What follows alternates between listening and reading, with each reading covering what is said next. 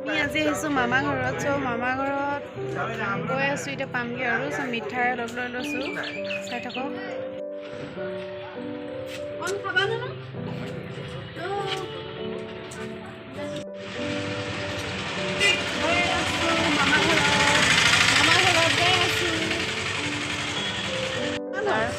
মামা ঘৰত মিঠাই বজাৰ আহি পালোঁ মামা ঘৰত। চ' যিমানখিনি পাৰোঁ দেখাব পাৰি চেষ্টা কৰিম মামা ঘৰত। তাৰপাছত এতিয়া আহি পাইছোঁ, জাষ্ট চাহ খাইছোঁ।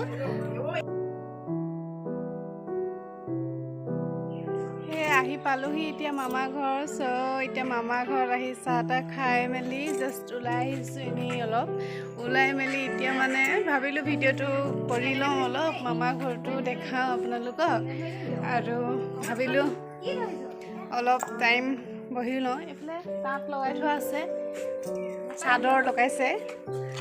চ' এতিয়া চাই থাকক, যোৱালৈকেনো আৰু কি দেখাব পাৰোঁ চাম। সুখতো দুখতো দুয়োৰে দুয়ো সংসাৰে আৰুনো কি লাগে কোৱা, বাঢ়িব ভাল পোৱা। আমি যাবলৈ ওলাই আছোঁ। এফালে জেঠাই, এফালে মা, এফালে ভাইটিহঁত, এফালে মামা ছোৱালী। চ' চাই থাকক ভিডিঅ'টো।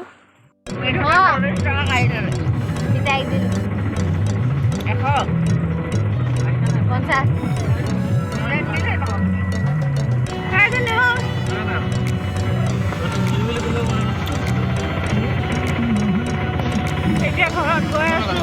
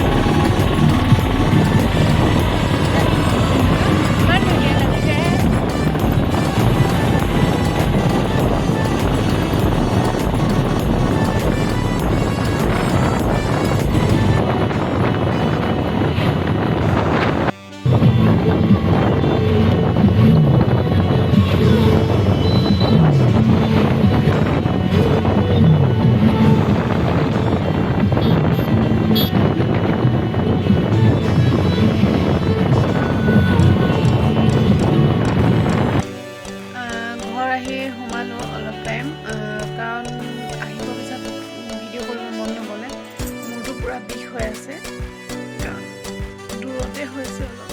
আৰু এনেকৈ দূৰত পটককৈ ফুৰিব যোৱা প্লেনিং নাছিলেও। তেনেকৈ ফুৰিব যোৱা বুলি একচুৱেলি নহয়, আমাৰ যিটো নেকি মা দেউতাকৰ গাটো বহুত বেয়া আৰু আমাৰ ককা মানে গাটো বহুত বেয়া। চ' সেইকাৰণে যাবলগীয়া হ'ল। আৰু মানে তেনেকৈ একো প্লেনিং নাছিলে। ৰাতিপুৱা 9:30 খুব বেছি 10টামানত ফোন আহিছে, মানে মা ফোন কৰিছে, কৈছে যে তেনেকৈ মানে গা বেয়া, মানে চাওঁ বুলি কৈছে আৰু আমাক। চ' সেনেকৈ আমি গ'লোগৈ। আৰু ভণ্টিও যিটো নেকি ঘৰত আছিলেহি, ভণ্টিও গ'ল, ময়ো গ'লোঁ। আৰু তেনেকৈ একো বিশেষ মানে ফুৰিবলগীয়া বুলি নহয়, আমি জাষ্ট খবৰ ল'বলৈ গৈছিলোঁ। আৰু তেনেকৈ সেইকাৰণে বিশেষ একো দেখাব নোৱাৰিলোঁ ভিডিঅ'টোত। চ' যিমানখিনি পাৰিলোঁ সিমানখিনি দেখালোঁ আৰু আপোনালোকক খবৰটো দিলোঁ যে এনেকৈ হৈছে বা মই গৈছোঁ। চ' মই ভাবিলোঁ ব্লগটো ষ্টাৰ্ট কৰিলোঁ বুলি।